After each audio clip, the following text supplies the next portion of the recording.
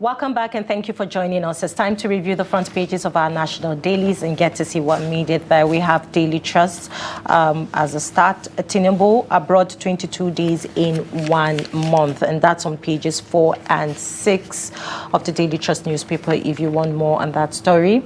And Tinubu's trips a sacrifice for Nigeria, says APC national chairman, and that's on page 6 of the Daily Trust newspaper. Troops kill top Boko Haram commander, 10 others in Borno. That's on page 8 of the Daily Trust newspaper if you want more on that story.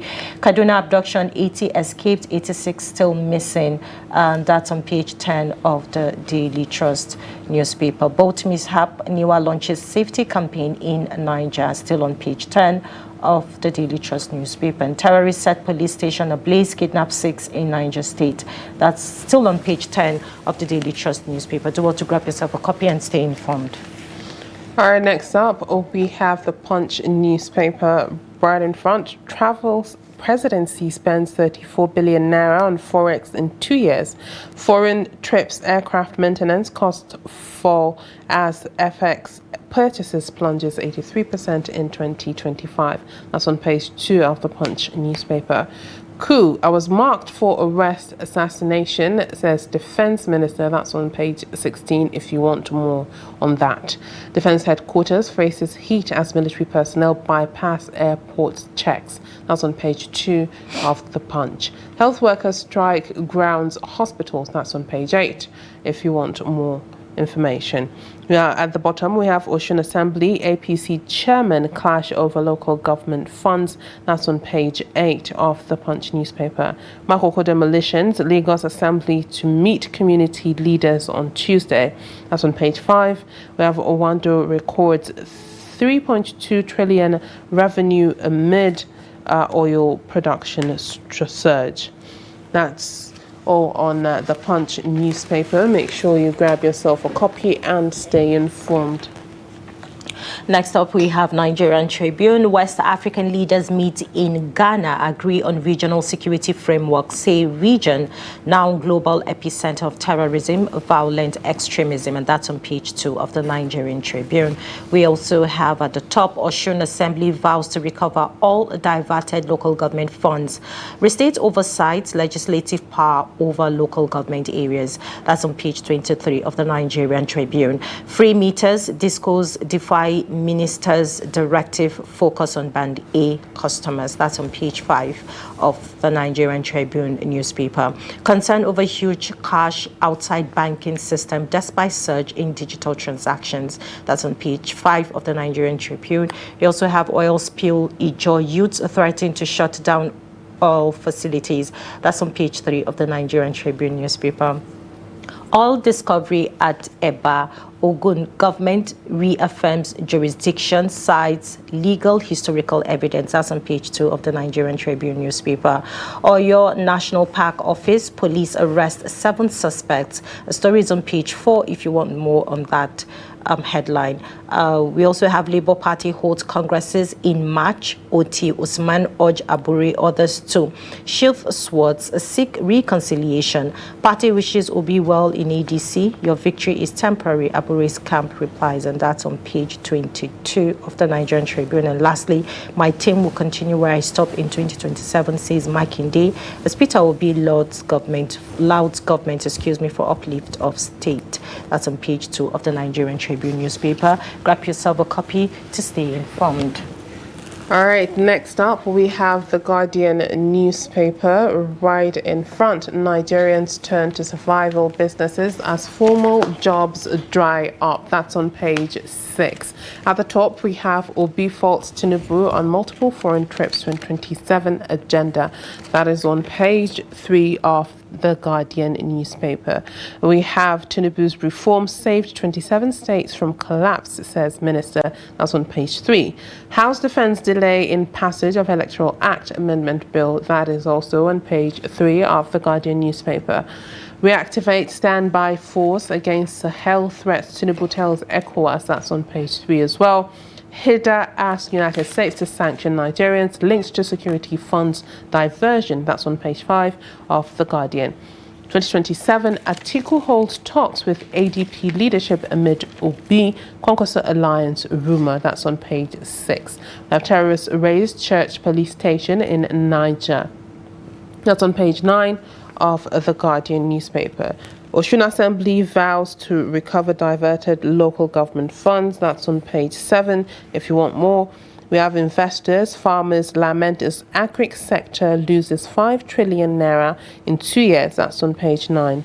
Anxiety as Solido reopens Onitsha market. That's on page 8 of The Guardian. Last but not the least, Oando announces 32% production growth, 3.21 trillion naira revenue in 2025. That is on page 9 of The Guardian newspaper. That's all we have. Make sure you grab yourself a copy and stay informed.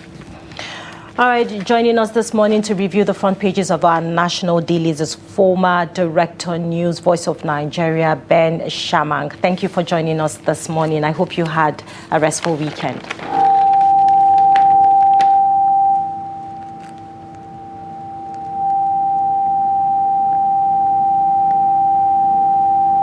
Hello, Ben Shamang, can you hear me? Yes, I can hear you loud and clear. Good. All right, let's start with Daily Trust. We can see this headline, Tinubu abroad 22 days in 1 month. There has the president's journey in 22 days outside Nigeria in January alone, according to a review of his official announcement of foreign trips. Now, within this period, we saw the president, visited France, the United Arab Emirates, and also Turkey as well. And this has sparked a lot of debate around his frequent journey in the start of the new year. So what's your take on this? Well, the journeys have always been going on, whether it was Buhari, whether it was Jonathan, or well, for Yaradua, understandably. Then you look at Obasanjo, the journeys have always been there. Even during the military, the journeys were always there. What they say is they are looking for investors. But you see, I think that sometimes we need to make the investment climate so conducive, so inviting, so irresistible for the investors to come in. The insecurity, for example. Now, if Obi is also saying, okay, look, it's early in the year that within a month, the president has spent 22 days out of how many days in a month? So to him, it's too early that Nigeria should be losing that kind of a time. But when you also look at the benefits that are going to accrue, I was listening or watching General Christopher Musa, Minister of Defense, who is saying that, look, in terms of the fight against insurgency, Turkey is going to assist Nigeria in terms of hardware, in terms of software, and even DICON, Defense Industries Corporation of Nigeria in Kaduna. They're now going to work in concert with their counterpart in Turkey to ensure that Nigeria gets hardware. This time around, it's going to be something like transfer of knowledge, not that we just bring them and you collect money, off you go. There has to be a kind of the company working together.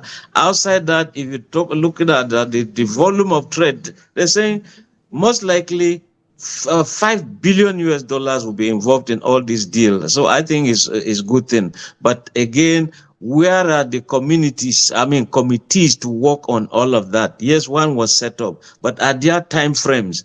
So sometimes it's really not all about the travels. But if the travels will bring in something, why not? If they won't bring anything, then you have the obese to tell us and tell the president you are just taking tea all over the world on behalf of Nigerians. All right, now, Mr. Ben Shamang, let's look at this headline. Kaduna abduction, 80 escaped, 86 still missing. Now, according to reports, the part of the abducted from Kurminwali in Kaduna state that were abducted, 80 of them have escaped. Now, so far, what is your take on this? And I would even ask, How is it possible that these abductees could escape, but the Nigerian troops could not reach where they are to aid them and recover them as well? You see, honestly, how that's the issue. Tell me how over far close to 200 people will be kidnapped. And this is now about 10 days. No idea, no clue, no iota of wherever they are. Now that many have escaped again, it's for the security agencies to now invite them, meet them. Okay, what path did you take? And when you escaped, how long did you walk from that place to where you are now back to the village? It gives an idea of where these people are. In terms of a circumference, for example, if from the church, these people were able to walk out of that distance of about 50 kilometers, then if you go a circumference 50 kilometers round, it means they are just within the vicinity of the local government. So why is it hard to get these people? And when we say they have escaped, sometimes even the kidnappers could simply see that these people are a burden, so allow this group to just go. And this group could simply be the vulnerable one, some children, the aged among them, those who are looking sickly, and maybe some pregnant people. They just say, look, allow these people to go. So why don't we begin to get information from all of them? They are kidnapped and held within, they are being held captive just within the vicinity there. And we're wondering where the drones should be. We're wondering what intelligence will look like. And when you have a local government, a chairman, who initially denied that nothing ever took place. And he was even challenging people, show us that it happened. He said he went to the churches were three, but he said he went to either one or two, as if he was doubting. Others went in there and saw table seats upturned. Now you could see those who made an early escape, about 5 or 6 of them, with macheted wounds. I mean, they were macheted. You could see the wounds, but yet you just find the chairman, who said he is the chief security officer. Yes, by nomenclature, but truly at that point he felt the people of Kajuru, felt the people of Kaduna State, felt Nigeria, and I'm sure his outburst at that time must have embarrassed the governor. The governor had to go there himself to see things for himself, and now they're promising, okay, there could be military post there, there's going to be road network and all that stuff. These are the things happening in many areas, whether in Briningwari, Zamfara, or southern Kaduna, where you don't just have roads. Each time there's an attack, for them to respond promptly. So governors should look at that. Still on security, troops killed top Boko Haram commander, 10 others in Borno. According to this report, the troops of the Joint Task Force Northeast Operation Hadenkai have killed the Boko Haram commander identified as Abu Khalid alongside 10 other terrorists in Sambisa. We also, saw a report of these bandit members also being killed in Zamfara State. So what does this say about what the Nigerian military is doing in fighting the insecurity that we're facing in Nigeria? You see, the military in Nigeria, they're all over the place. They are. I mean, is it Niger? Look at what happened. Now, you look at Kaduna State, see what is happening. See Sambisa forest areas where this commander has been killed and some of his lieutenants. The military are actually on top of their game, but the political class will also have to help in terms of the release of budget and as at when due, so that the correct equipment to fit the environment in which these equipments will be used will have to be deployed. And I think that is a good omen that the commanders have been snipped out or taken out or killed. Let me put it that way bluntly. So the military, they are doing their job, and like the name implies, Operation Hadenkai. It means everybody be on board, whether you are Navy, Air Force, the DSS, civilian joint task force, everybody should just join hands, see something, say something, do something. And that is what is happening. So I think that we should give them support. If many people refuse to sell fuel to these people, how do they get petrol to be in operation? How do they get food? They are not farming. They are not farmers. So there are always collaborators. There are inside.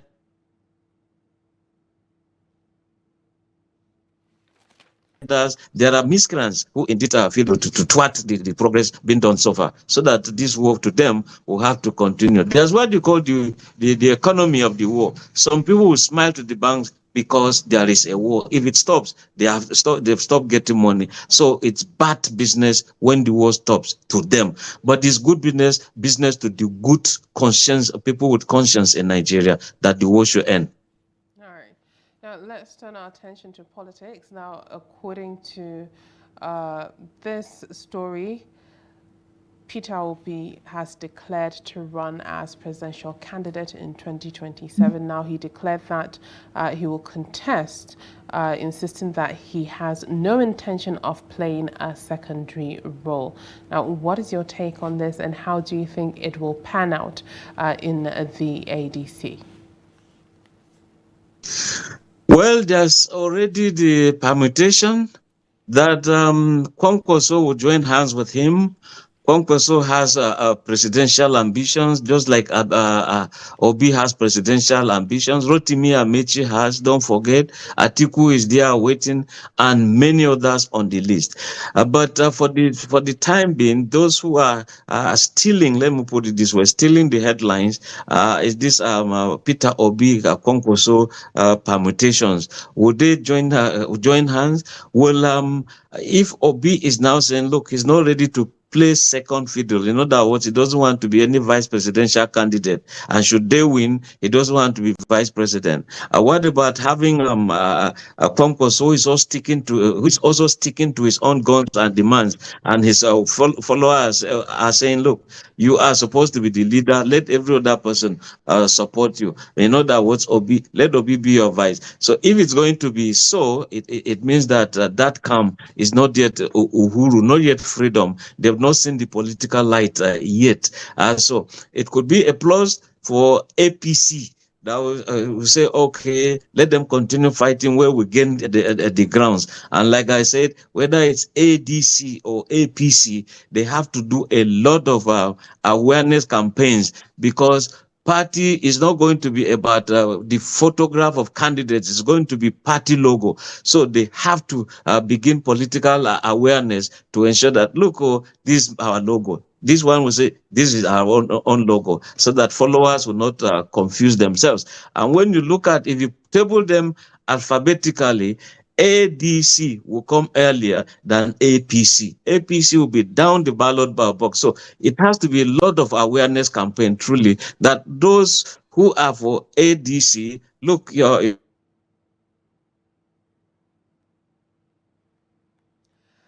right.